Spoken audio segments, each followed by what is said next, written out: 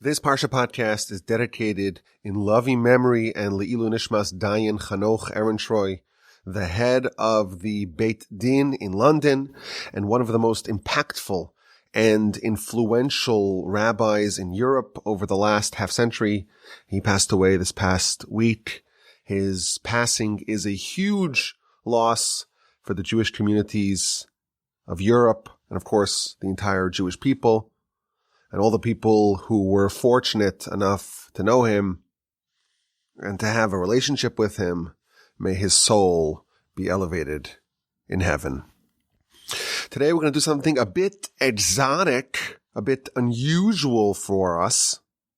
Part of our Parshas Vayeitzei, is so inexplicable and so thoroughly demands an explanation. And looking back at the previous 6 years of the Parsha Podcast, I don't think I offered a satisfactory explanation for this part of Parshas Vayeitzei. And in our Parsha we learn that sometimes it's okay to wait 7 years for something really wonderful. Some things are worth a 7-year wait. Jacob worked for 7 years for the rights to marry Rachel. He actually did it twice.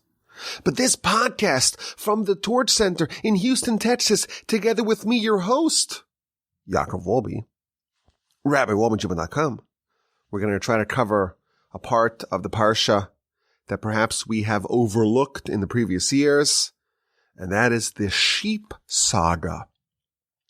Our Parsha contains a considerable amount of time and words and verses focusing on Jacob as a shepherd. After working for 14 years for the rights to marry Rachel and Leah, Jacob begins to work for pay as a shepherd for his father-in-law, Laban. And the description of what ensued is quite lengthy. There are, in fact, entire books of Talmud that yeshiva students the world over spend a year plus studying that are based on fewer verses in the Torah. And we read all the details. They make an agreement. Jacob gets to keep all the speckled and spotted sheep, and Laban gets to keep the rest. And they start off by removing all the speckled and spotted animals so that Jacob does not have a biological head start. And Jacob takes a bunch of pieces of wood, rods of wood, and he manipulates the mating environment of the animals, and all the animals are born with speckled and spots. And Jacob becomes very rich. That's the short version of the story. But it never really made sense. Why is the Torah focusing so much on the sheep? Why is there such an emphasis on this saga of the sheep and the deal and the arrangement and how Jacob behaved? Why is it so important? Why is this sheep saga salient? Now, there are other questions that we can ask surrounding the sheep. When the Parsha begins, or when Jacob arrives in Laban's hometown, so he goes to the well, and there's the big stone upon the well, and there are 3 groups of the 3 flocks with 3 shepherds, and they're waiting for a critical mass to come roll over the large stone. And then Rachel comes out, and she, like Rebecca, soon to be her mother-in-law, currently her aunt, she comes out, and she's a shepherd, and she is overseeing the sheep that belonged to her father. So if you read that verse, it seems like there's some unnecessary details. This is chapter 29, verse 9. Rachel was coming with the sheep, and the sheep belonged to her father, and she, you should know, is a shepherdess. So it seems to be a little bit verbose. That's another question we could ponder.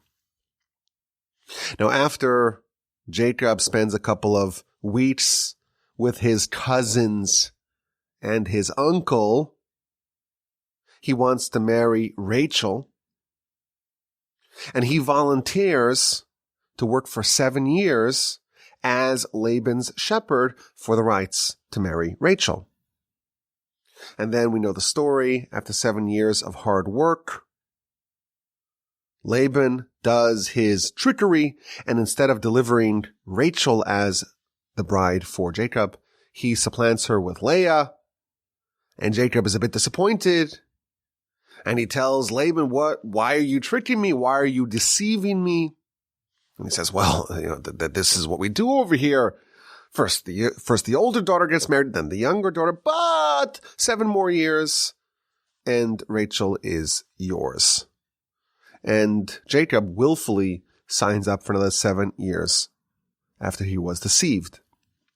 If we were to judge Jacob's negotiation skills, it would seem to be quite poor.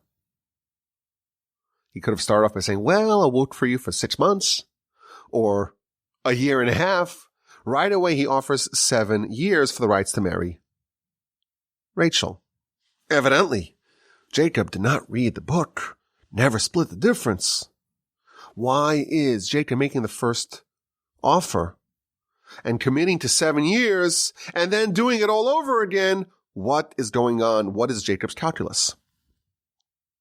Now, after the 14 years are done, Jacob stays for the 7 years, and he makes an agreement. I'll work for you, Laban, for pay. And what's the pay? You keep all the monochromatic colored animals, and all the ones that are speckled and spotted, those will be mine. Why specifically does Jacob want the speckled and the spotted sheep and not the monochromatic, the white or the black ones? And finally, when the deal is in place, Jacob manipulates the mating environment of the sheep to produce sheep with the desired speckled and spots. And he takes some rods of wood, and while they're mating, he makes them look at this wood, and that produces progeny that are, by right, Jacob's. But it seems to be a little bit unethical, shall we say. Certainly not what you would expect from Jacob, who is the paragon of honesty and of integrity and of truth. What do we make of Jacob's studious efforts to acquire Laban's sheep, the speckled and the spotted? So this is, of course, a part of the parsha that we read every year. And it's quite a large parsha, and there's so many things going on. There's so much drama in our parsha. But every time we got to this point in the parsha, it seemed that there's something hiding beneath the surface. It seemed to be quite Kabbalistic. The Torah is not telling us random stories about Jacob's exploits as a shepherd. There's something going on over here, and it never quite made sense to me what is actually hiding beneath the surface. Now, this year, I saw something incredible, a bit wild, certainly eye-opening, and as I mentioned at the top, it's a bit exotic, and it's not what we typically do over here, but I feel like you have to have, if this is going to be the Parsha Podcast, you have to have an explanation of the Parsha.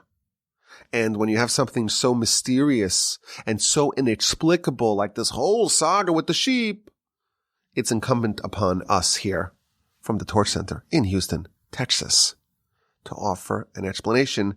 And this is the best one I have seen. It's interesting, though you've been warned. It's a bit exotic. Let's begin. The Kabbalists tell us that there were some very lofty souls that were destined to be the souls of the Jewish people. But something happened to them. They were degraded. They were implanted in other places. And there's a long story behind it. With the sin of Adam and Eve, these souls this spiritual force that's going to comprise the Jewish people, they were sent back. And they ended up in the generation of the flood. And there was more corruption. And they were sent back. And they ended up in the generation of the dispersion of the Tower of Babel. And they came back amongst the members of Sodom and Gomorrah. And every time these souls reappear as humans, they seem to be blundering and doing terrible things. And after they were given 3 chances, they had dropped to such a low level that they came back and were resubmitted to this world, not as humans, not even as animals, not even as plants or saplings or grass, but in inanimate items such as stones. And then Abraham came along. And Abraham, he fostered, or he brought about, he effectuated a transformation of spirituality in the world. And his improvements elevated everything in the world. And those special souls that have tremendous holiness in them, but unfortunately made some poor decisions and were now languishing in rocks and other inanimate objects.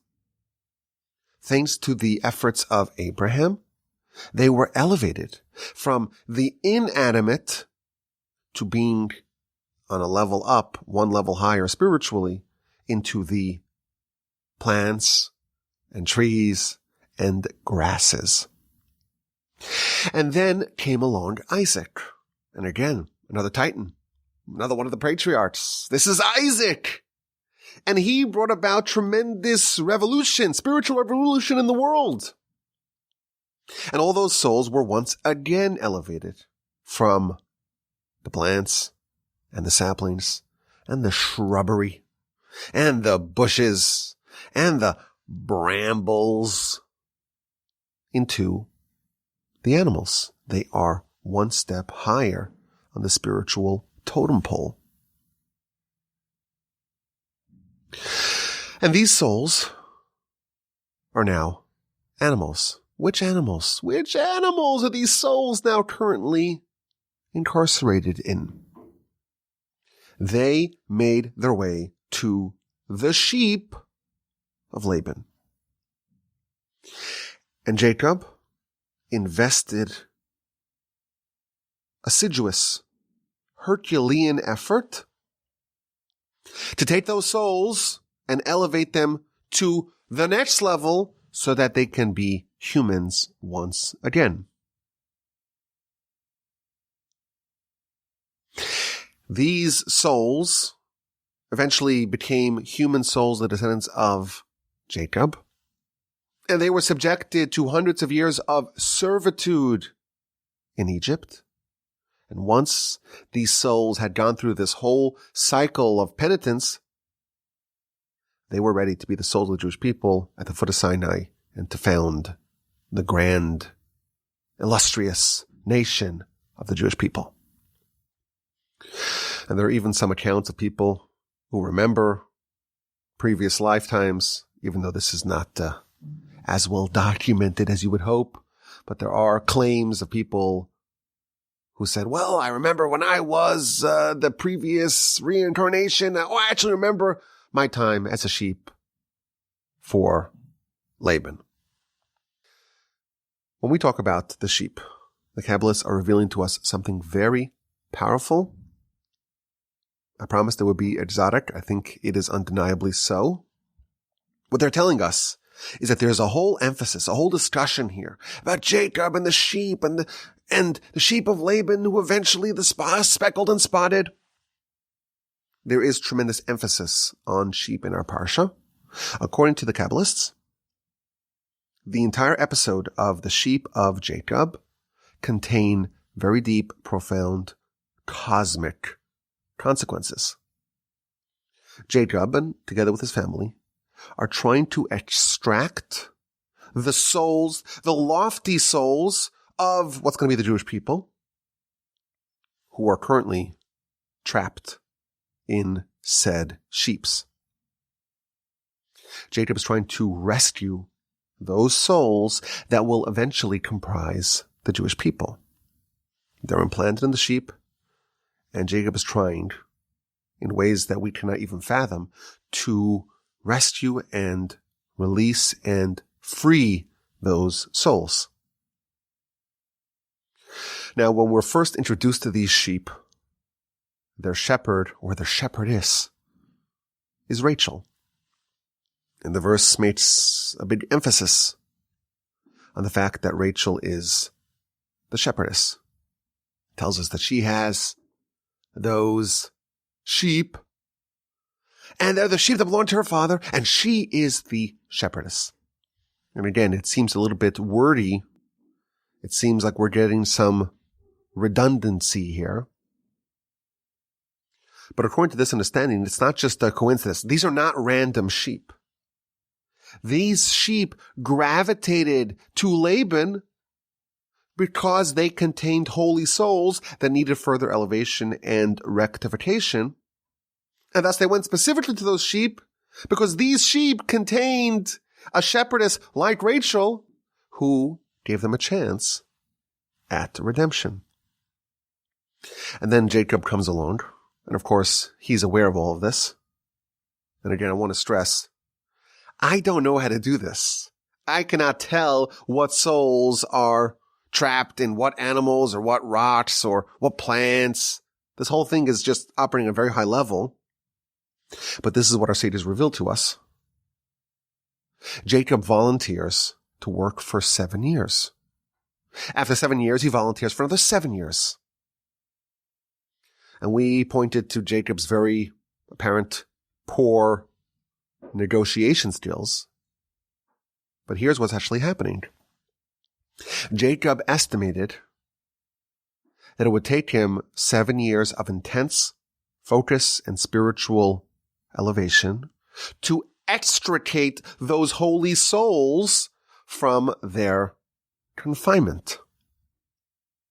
That's why he volunteered to work for 7 years with those sheep. And for 7 years, Jacob worked dutifully to try to separate the sparks of holiness from the ordinary sheep and to release these souls, these powerful souls, from their confinement so that they eventually can become operational as human souls, the souls of the Jewish people. And then he volunteered for 7 more years. And the reason why is because what happened after those 7 years actually undid all of his progress. Due to the events of his bungled wedding, he lost all the progress that he had made over the preceding 7 years, and he had to do it all again. For someone like Jacob, when he was with Leah, and at that time, he was thinking about Rachel. This was an event that disrupted his spiritual standing, and it corrupted and undid and reversed the tremendous strides that he had made over the course of 7 years in releasing those souls. After 7 years of progress, they once again became deeply embedded within the sheep once more. And he had to work for 7 additional years to release them. Now, after 14 years, we have the additional 6 years where he stayed and worked for pay. And the deal was, I keep the speckled and the spotted sheep. And Laban, you can keep the monochromatic sheep. Now, why did Jacob choose specifically the speckled and the spotted sheep and leave Laban with the other ones? Here's the answer. After 7 years of separating the holiness from the mundane and releasing those Jewish souls, Jacob understood that there were still some vestiges of holiness embedded within the flock. There were still remnants of holiness that needed to be released. And that is what Jacob set out to release over the final 6 years of his time with Laban. Most of the souls were already elevated, but some vestiges of holiness remained. So after 14 years, Laban's flock consisted of a mix. Some of them were just ordinary sheep, and some were holy ones or had some sparks of holiness still within it. But how do you spot, no pun intended, which animals contained some of the holy souls? So again, the Kabbalists tell us, if it is just one color, if it's uncomplicated, if it contains no admixture on a superficial level, then you know that it does not have any admixture on a spiritual level. But if it is speckled and spotted, or even if you can evoke some speckled or spotted characteristics, if it shows some inconsistency, if there's some conflict, if there's some dissonance, if there's some lack of equilibrium, then it indicates that it still contains some elements of holiness, of a soul, of someone who is destined to be part of the nation. And that's why Jacob targeted those animals in particular. Now, with this understanding, we have a different view of what Jacob was trying to do when he was manipulating the mating environment to try to see if there's any way to get some speckled or spots on those animals.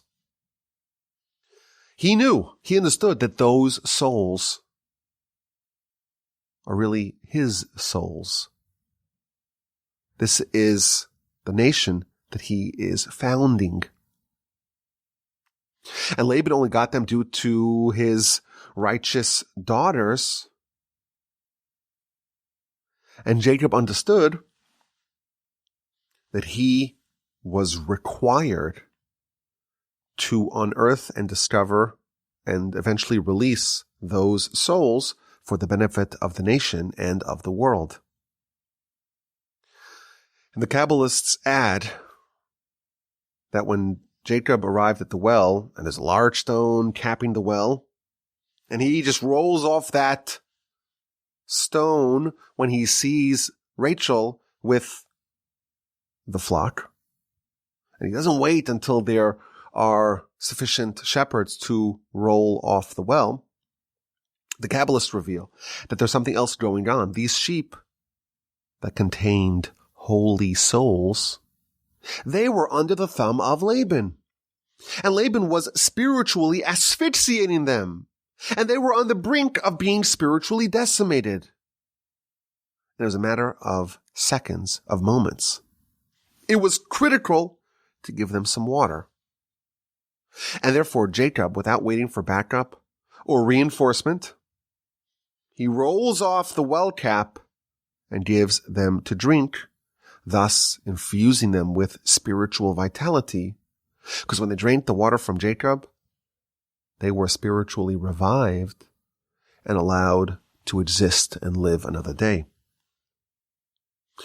Jacob was worried that maybe some of the sheep that would be bearing holy souls or sparks of holy souls would be disguised, would be indiscernible, would blend in with the other ordinary sheep. And therefore, Jacob strove, after 14 years, to have them birth spotted sheep. He didn't want to leave any holiness on the table. He didn't want to allow any soul left behind. And he worked to ferret out those dormant souls. Now, I want to stress, Jacob knew all of this. And we have no idea. We're just talking. We're just reading what the Kabbalists tell us. And we have no idea how to do this. But now we have an understanding of an otherwise inexplicable part of the Torah.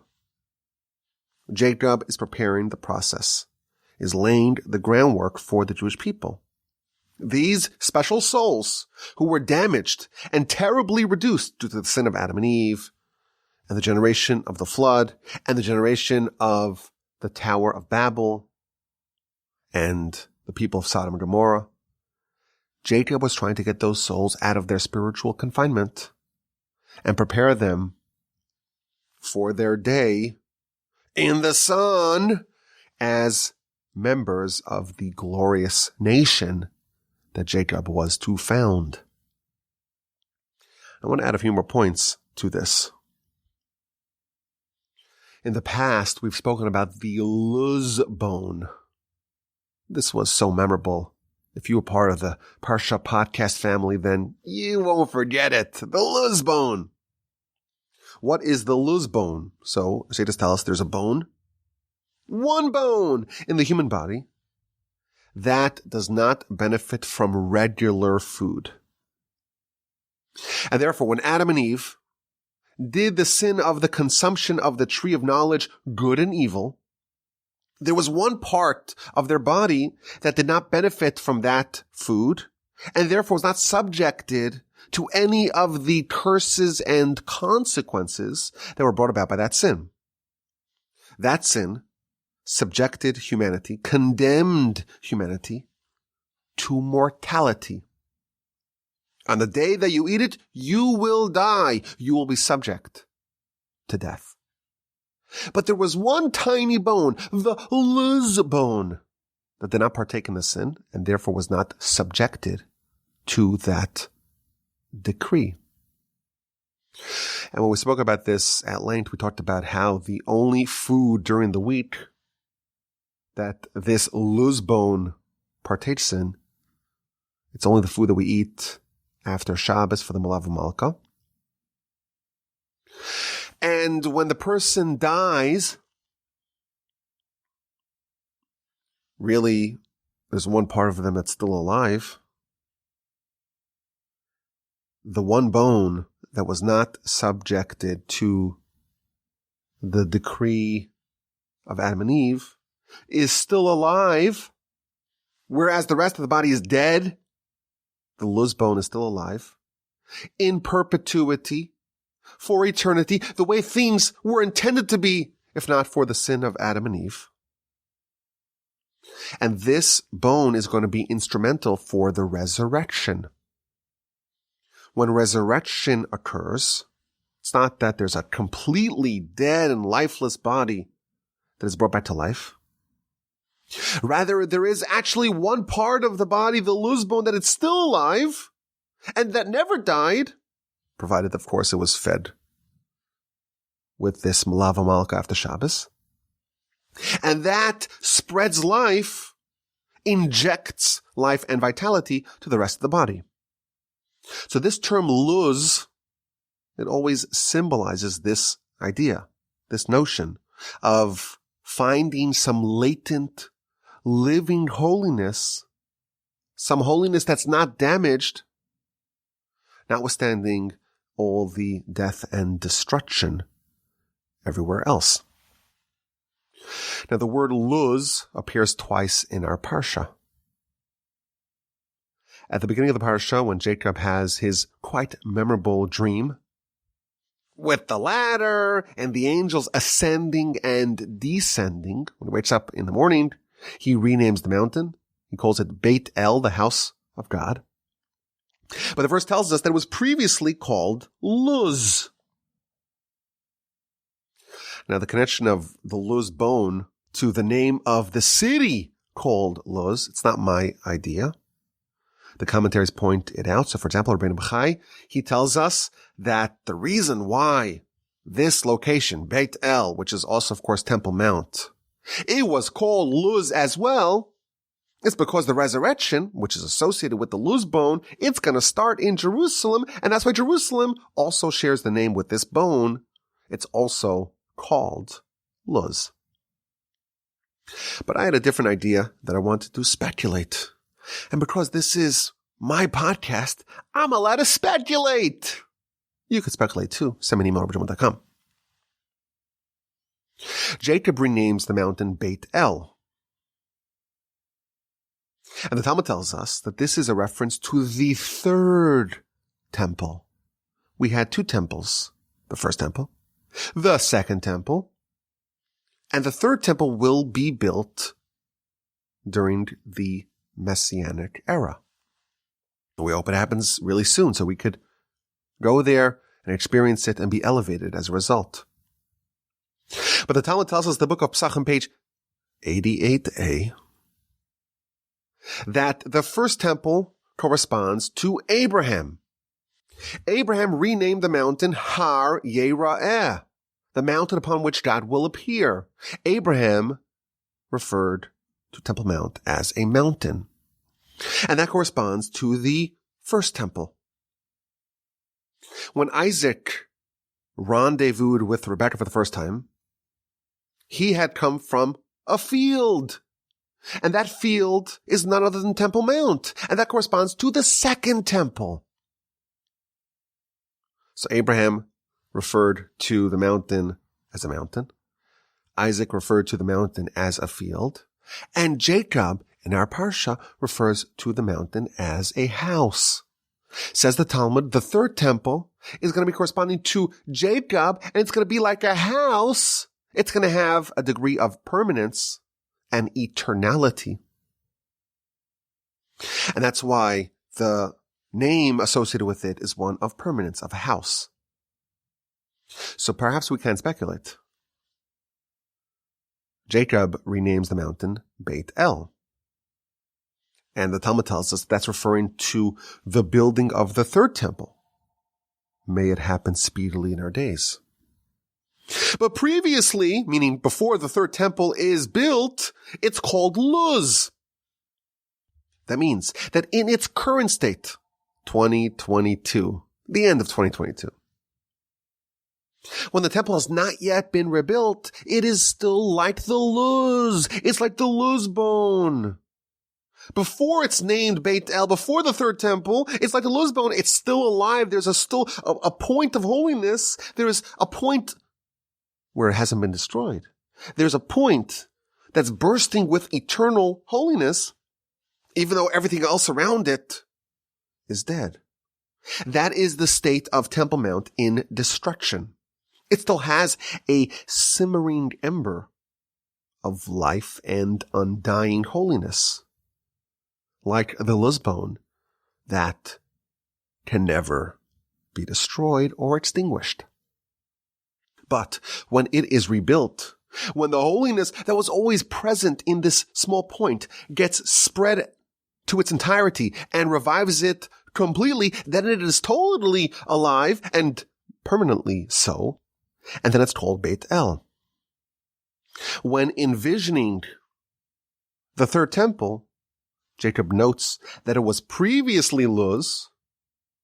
Previously, before the third temple is built, it had a point of inexhaustible holiness amid a dead mass. And then, with the building of the third temple, it will be transformed into a permanent house of God. Now, this is the first time that the word Luz appears in our Parsha. The second time is when Jacob manipulates the mating environment of the sheep. This is chapter 30, verse 37. He takes several rods of wood. What kinds of wood? Was it oak? Was it mahogany? Was it Canadian pine? What was it? So the Torah tells us it was livne lach. It was fresh shoots of poplar. And it was a wood called Luz, which here is translated as almond. And a third type of wood. But one of the types of wood that Jacob uses is called Luz. Now, of course, we have this question here. Why does the Torah need to tell us the variety of wood that Jacob used to place in front of the animals? Of course, that seems to be like such a triviality when the Torah always is very, very sparing in its word usage. So that's a question we have to ask in general, but it's definitely not a coincidence that one of the types of wood is called Luz. And again, I think the principle is the same. Luz represents the idea of indestructible holiness that exists. It could exist within a person. And that's the Luz bone that we talk about. It can exist in a place like in Temple Mount. And maybe this is what Jacob's trying to do here with the sheep.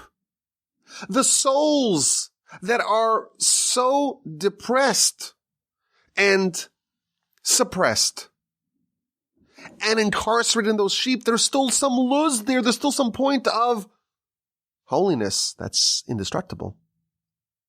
And that's what Jacob's trying to do, to invoke that flickering spark of holiness that's still within those last sheep, the ones that were not redeemed by the first 7 + 7 years.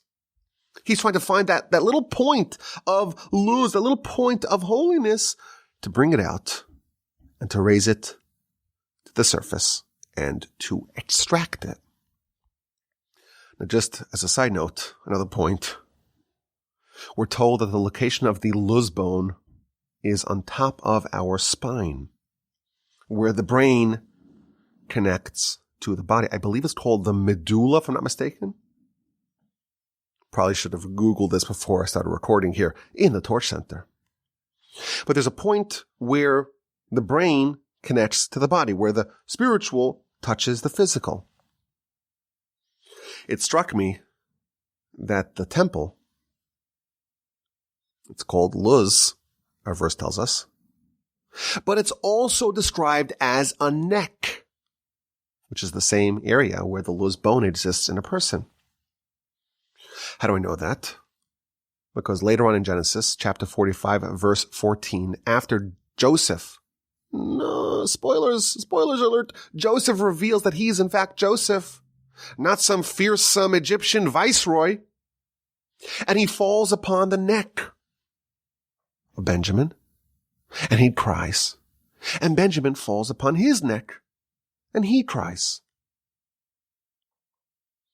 And Rashi tells us that there's something going on here with the necks. Why the necks? Why the crying? Says Rashi, quoting from our sages, Benjamin, in the future, not just the individual Benjamin, but the tribe that Benjamin will head, when they get to the land of Israel, the land that's apportioned to them will include Temple Mount. And therefore, Joseph, many, many hundreds of years before the temple's even built, Joseph is crying because in the tribal lands of Benjamin will include the temples,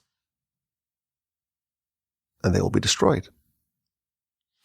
And Benjamin cries on Joseph's neck, because although Joseph's land does not include the land of the temple, it does include the land of Mishkan Shiloh, the temporary temple in Shiloh, not the Civil War battle location, but in the land of Israel. Before Jerusalem was acquired, the temple was in Shiloh, in the homeland, in the ancestral land of Joseph. And that's why Benjamin is crying on the on the neck of Joseph. So again, we're told that the neck is somehow associated with the temple. And it makes sense to us right now, because that is the location where the connection between the holy and the mundane is. And that's why the luz is there. That's that spine, the top of the spine by the neck. And that's what's happening over here. Jacob is trying to ferret out. He's trying to uncover and reveal that little point of holiness that's touching, that is immersed amongst all that mundane sheepness. Now, this idea, of course, is very lofty. I promised you it will be exotic. I believe I have kept my word. But certainly, the number one takeaway of this is that we have to banish the notion that the Torah is telling us some narrative, some useless narrative without any world-shaking consequences. Sometimes you have to dig a little deeper and go find out what our sages say to understand what's actually happening.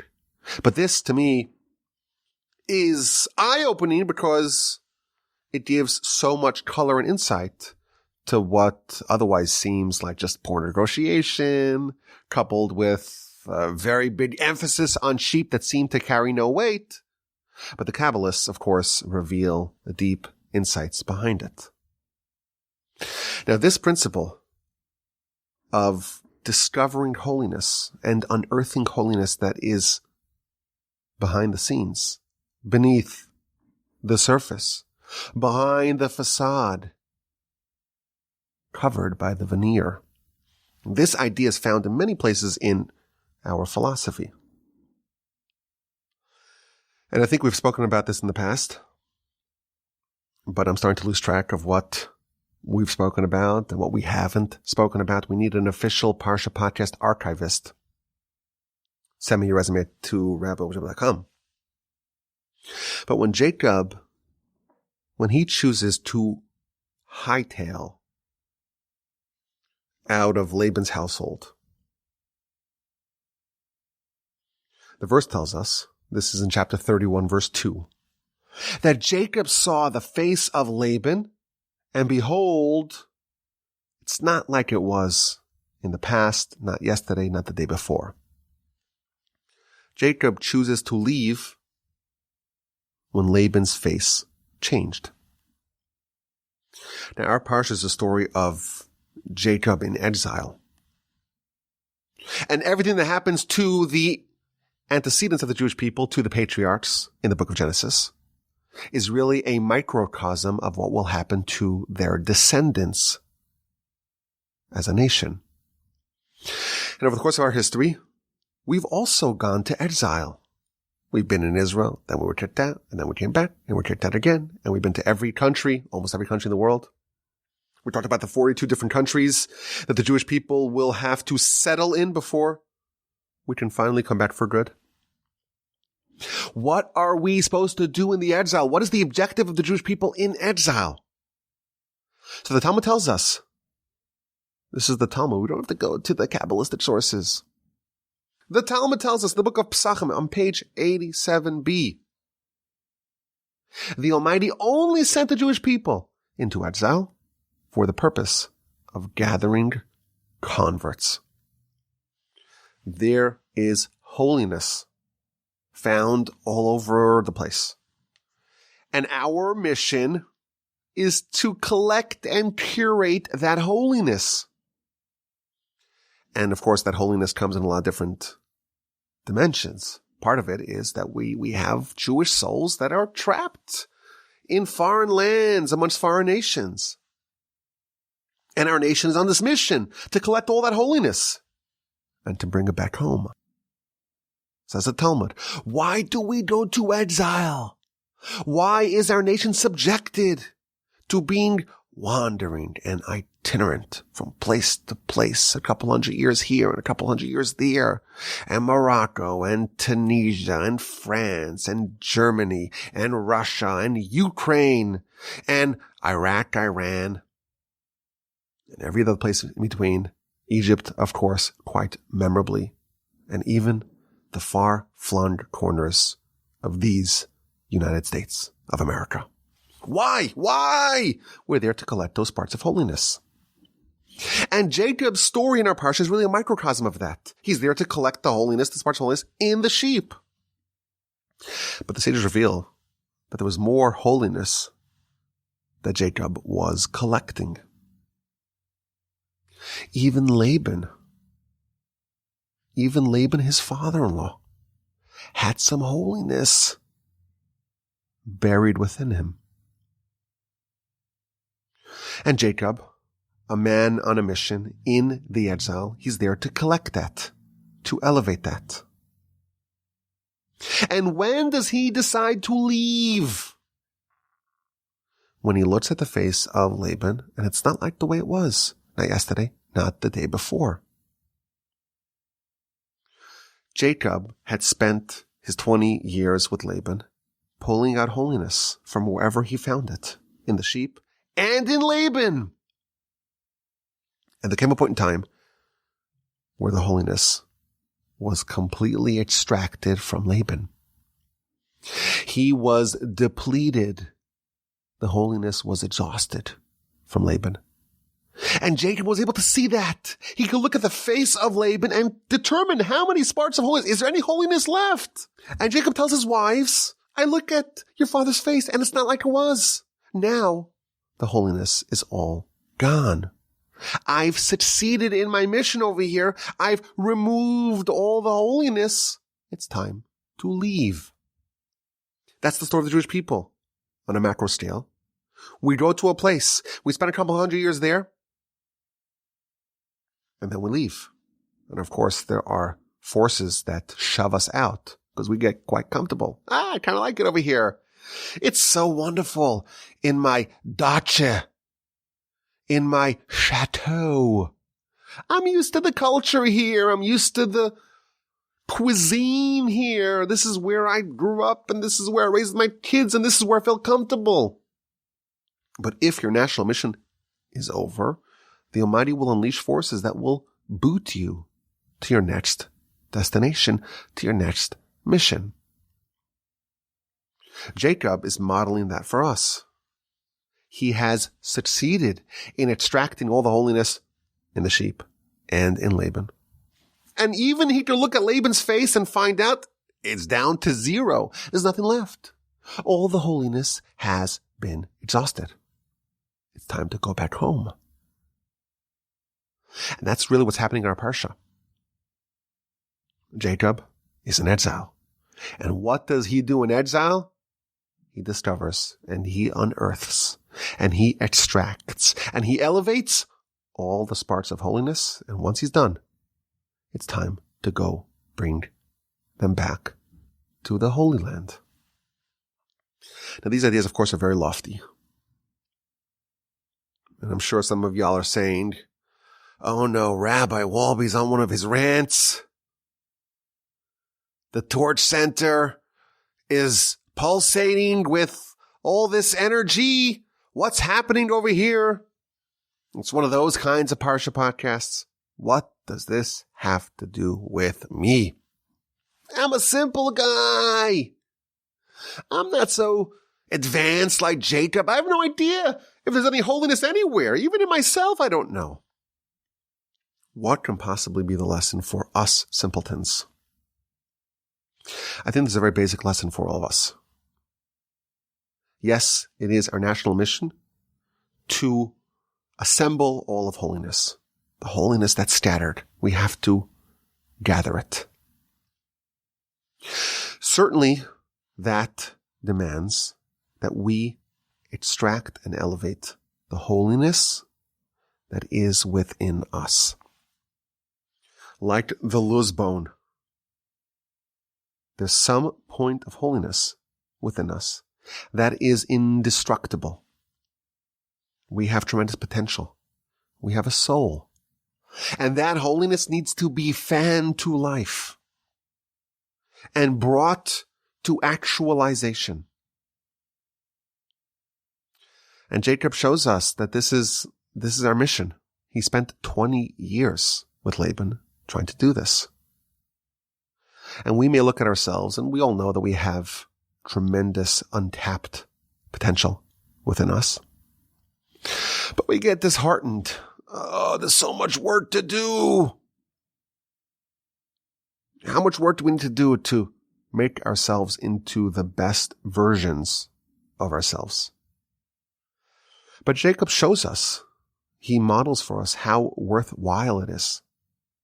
He was willing to dedicate 7 years to achieve this, to just take it out. And once circumstances warranted, they had to go back to square one. He did so calmly and willingly. He did a massive 7-year project twice. And then he spent 6 more years putting on the finishing touches. There's a common axiom in Israel, which I absolutely love. I haven't heard it so much here. Am hanetzach, the eternal nation, is unfazed by a long road.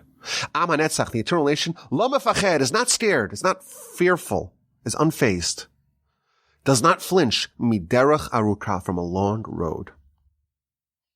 We've been here for a long time. Our national mission and destiny have been front and center for a very, very long time. We're deeply committed to this, and we have been for a long time.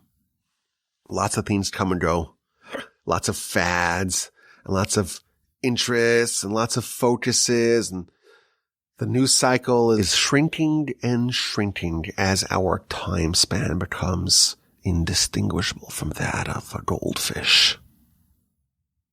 You remember COVID? It was such a dominant subject, and now it just doesn't appear in the news. It's kind of faded away. Yesterday, my son, I was taking him to school. He's like, Abba, is there still a war in Ukraine? That just dominated the news cycle for a long time. And then it went away. Of course, it's still in the news. But my son's like, is there still a war? Has that been resolved? You read about, the founding fathers of the United States and what they cared about and what they envisaged for the United States that they were founding. And their ideals were very powerful. And things changed. And the country transposed. Things come and go. Ideals and values and priorities, they shift and they change fast. But look at our people. It's been, 3,500 years? And we're still at it with vigor and commitment and devotion and passion, a passion that has not dimmed. Maybe it's dimmed, but it has not been snuffed out. And of course, we've had our ups and downs and our ebbs and flows and our apogees. Did I pronounce that correctly? Apogees and nadirs. But we're still at it. 3,500 years later, centuries, millennia after Laban and Jacob were wrestling for these souls, we're still here doing what Abraham got us started to do. We're playing the long game. And every individual amongst us, our individual microcosmic mission mirrors the national mission on a macro scale. We're trying to take all that holiness and extract it, both within ourselves and within the world. And we are unfazed by how long it may take. And the Mishnah reminds us, Lo alecha hamlacha ligmor. The work is not upon you to complete. However, you are not free to abandon it. Let's get to the question of the week. We're trying to get a little smarter about the Parsha and everything else. The one thing that is clinically proven to make us sharper, more intelligent, more discerning is Torah study. And here's our question. Our Parsha is a story of exile. It begins with Jacob leaving his homeland, and he's empty-handed and he's penniless and he's alone. And 20 years later, it ends with him returning back to his homeland. Now he has an empire, a retinue, 12 children, 4 wives, untold possessions. And then we have a whole cycle of exile and reclamation. And the truth is, our life here, as humans, is akin to exile. Our soul, its roots are in heaven, and it comes here for 70, 80, 90, 100 years, 150 years, whatever. Well, hopefully we live for a long time. But we're in a place and a setting that is very foreign and hostile to our soul. And its goal, like Jacob's goal in our Parsha, is just to get back intact. When Jacob undertakes his journey, all he asks for is to come back in peace to the home of my father.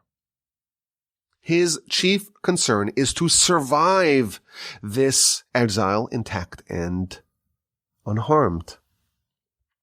That is precisely what our soul covets when it is thrust into the world, when it's sent into exile. That's the story of our Parsha, Parsha of exile. But why does Jacob have to go into exile? That's the question. In the Torah, there is a very specific crime that is punished with exile. And that is murder, and specifically accidental murder. Why is Jacob in that category? So the Midrash says something so shocking. It's almost completely befuddling to us. Jacob was a murderer. What? Jacob was a murderer. Not a willful murderer, but an accidental murderer. Where is that in the text? Do you remember? Did I miss it? Jacob is an accidental murderer? Where's that? Citation needed. Says the Midrash, he was an accidental murderer because he accidentally murdered Esav. Esav? What do you mean? Esav's still alive. We meet him in next week's Parsha. Yes, he's still alive. But spiritually, Jacob gave up on his brother. And if someone murders a body, you go into exile. Certainly if you murder a soul, you go into exile. But Jacob didn't do it willfully. But to a certain extent, Jacob is culpable. He is to blame for Esav's spiritual devolvement. Jacob didn't do anything actively to spiritually limit and encumber and suppress Esav. But he had the ability to save him. And even Esav was salvageable. And Jacob is punished as if he were an accidental murderer because he should have tried really hard to improve Esav spiritually and to draw him back to God's good graces. And yes, it wasn't willful. God rendered it only as an accidental spiritual murder, and that's why his sole punishment was that he went into exile. This is an astonishing idea. The verse tells us that we cannot stand idly as our brother's blood is being shed. If this is true for someone's physical, temporary blood, certainly it's true.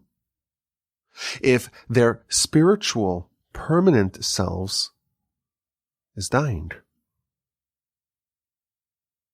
The soul, like the body, needs nourishment, needs sustenance, needs life, needs vitality. Unlike the body, it's not physical, it's spiritual. The soul needs Torah. It needs mitzvos. It needs a connection to the divine for it to be sustained. And if you withhold spiritual vitality from a soul, the soul begins to suffer and wither and maybe even die. Esav was spiritually dying, and Jacob stood idly and did nothing. And as a result, he had to go into exile. This is a shocking idea that the Midrash tells us. And I think it is a reminder of the great responsibility that we have towards our brethren. Your spiritual life is much more important and permanent than your physical life. The Midrash tells us that if someone causes another person to sin, it's worse than if they killed him. Why? Because if you kill someone physically, they're dead in this world, but in the permanent world, they're still alive. But if you cause someone to sin and you cause them to veer off the path of eternal spiritual life, not only are they gone in this world, but they're gone in the next world. If someone is spiritually dying, we must do what we can. We cannot stand idly. We must do what we can to save them. If someone does not have a strong connection with their Creator, if they don't have a connection to spiritual vitality, to spiritual food, they're spiritually on the brink. And if we stand by and do nothing, there's a very credible case to be made that such an oversight amounts to a degree of spiritual manslaughter. Spiritually standing idly while someone is dying. This is a very important reminder of the imperative of us spreading Torah and spreading awareness of mitzvos and spreading awareness of the Almighty to all that we encounter. And I'll make a little pitch. We're approaching the end of the year. And many of y'all have said over the course of 2022, I want to partner with the good folks at the Torch Center, the good folks at Torch, at the Parsha Podcast in Houston, Texas, because they are working at this 24/6, call it 24/7 because we work in Shabbos as well, though not on the electronics. This is what we do. We are the firefighters and the EMTs for the soul, for spirituality. If you cannot spiritually feed your brethren yourself, you should outsource it. Outsource your responsibility to engage in life-saving efforts. Outsource it to us, because we will work tirelessly to bring all that we can. Every person that we can reach, every person that we can influence, to bring them closer to God and to His Torah and to His mitzvos. And to hopefully, through that, infuse them with the critical spiritual vitality needed to flourish as a soul. So, if that means sending the podcasts, sharing the podcasts with your friends, with your family, of course, you could do this yourself. Invite your friends over for Shabbos. Get them involved in prayer. Get them involved in learning. Get them involved in a mitzvah. But also making sure that you invest in our organization, Torch. The website is torchweb.org. The link is in the description because by partnering with us, you are contributing towards, I don't want to be boastful here, but one of the most significant efforts in the world to spread knowledge of the Almighty and His Torah and His mitzvos to everyone. And I thank you. I thank you for listening to this podcast and for all the incredible listenership that we are so fortunate to have here at the Parsha Podcast at the Torch Center in Houston, Texas. My name is Yaakov Wolbe. Wolbe is spelled W-O-L-B-E. My email address is rabbiwolbe@gmail.com. Have an incredible day. Have a fantastic rest of your week and a splendid, uplifting, meaningful, fabulous, serene, tranquil Shabbos upcoming. And please don't help with the money. We'll talk again in good health and in upbeat spirits next week.